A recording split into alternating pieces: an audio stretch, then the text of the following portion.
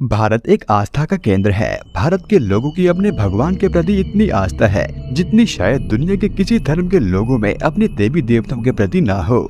ऐसा ही एक किस्सा जयपुर के गोपीनाथ मंदिर में आजादी के पहले हुआ था। ऐसा लोगों का मानना था कि मंदिर में विराजमान गोपीनाथ जी की मूर्ति के अंदर प्राण बसते हैं, उनकी नब्ज आज भी चलती है।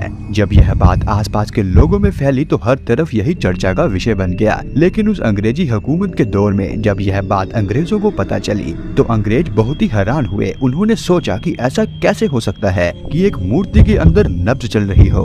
उन्होंने इस बात का पता लगाने की कोशिश की। जब वह मंदिर पहुंचे और उस अंग्रेज ने गोपीनाथ जी के दर्शन किए तो वह गोपीनाथ जी को देखकर मंत्रमुग्ध हो गया। उसका सिर आस्था से खुद ब खुद झुक गया, लेकिन उसका शैतानी दिमाग फिर भी जांच पड़ताल पर लगा रहा। उसने अपने हाथ से नब्ज यानी पल्स से चलने वाली घड़ी निकाली और गोपीनाथ जी की कलाई पर बांध दी। पहले जमाने में घड़ी या तो पल्स यानी अपने दिल की धड़कन से चलती थी या फिर चाबी घुमाने से। उस समय बैटरी से चलने वाली घड़ियों का दौर नहीं था। उस अंग्रेज ने जब घड़ी गोपीनाथ जी को पहनाई तो वह घड़ी खुद ब खुद चल पड़ी और सही समय भी बतलाने लगी, जिसे देख वह अंग्रेज बहुत ही हैरान हुआ कि आखिर ऐसे कैसे संभव है, और वह घड़ी गोपीनाथ जी के पास ही छोड़ गया। अगर आज भी आप जयपुर में बसे गोपीनाथ जी के मंदिर में जाएंगे तो वह घड़ी आज भी गोपीनाथ जी की कलाई पर ही बंधी पाओगे, और वह घड़ी आज भी वैसे ही चल रही है जैसे उस समय आजादी के पहले के दौर में चला करती थी। जब श्रृंगार के समय घड़ी उतरती है तो वह खुद ब खुद बंद हो जाती है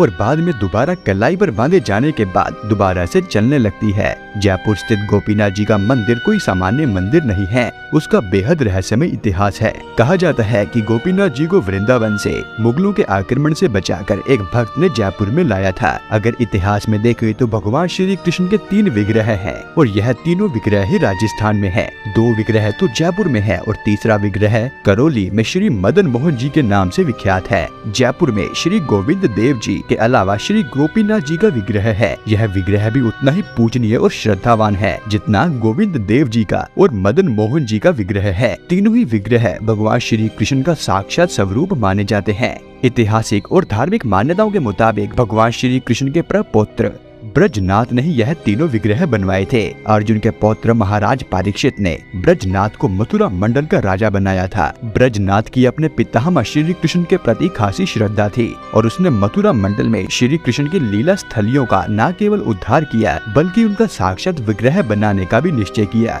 ब्रजनाभ की दादी ने भगवान श्री कृष्ण को देखा था।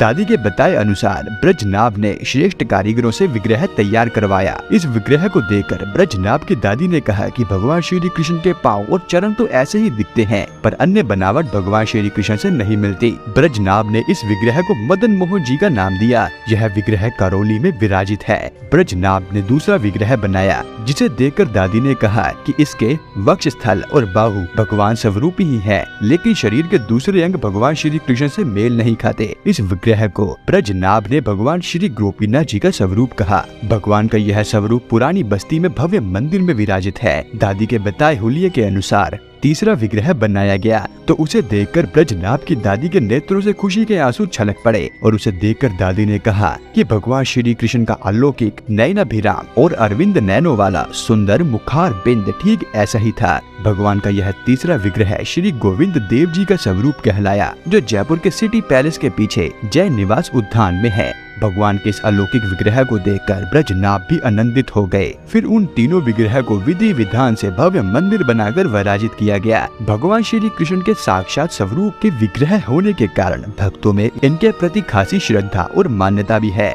मुगल शासक औरंगजेब के समय में हिंदू मंदिरों पर आक्रमण करके उन्हें ध्वस्त करने के दौरान इस राधा गोपीनाथ विग्रह को सन 1699 में मधु पंडित की ओर से राधा कुंड होते हुए कामा लाया गया था, जहां पश्चिमी बंगाल में वर्धमान के शासक त्रिलोक चंद और उनकी रानी भानुमति द्वारा सन 1747 ईस्वी में यह विग्रह जयपुर लाया गया, जहां मंदिर बनाकर इन्हें स्थापित किया गया। यह भी कहा जाता है कि भगवान श्री कृष्ण के तीनों विग्रह भगवान गोविंद देव जी, श्री गोपीनाथ जी और करौली के श्री मदन मोहन जी के दर्शन जो भी एक दिन में करता है उसे बड़ा ही पुण्य मिलता है। तो मित्रों, यह था आज का हमारा वीडियो। अगर आप अभी तक इस वीडियो के साथ हैं तो कमेंट्स में जय श्री कृष्ण जरूर लिखें और यह वीडियो देखने के लिए आपका धन्यवाद।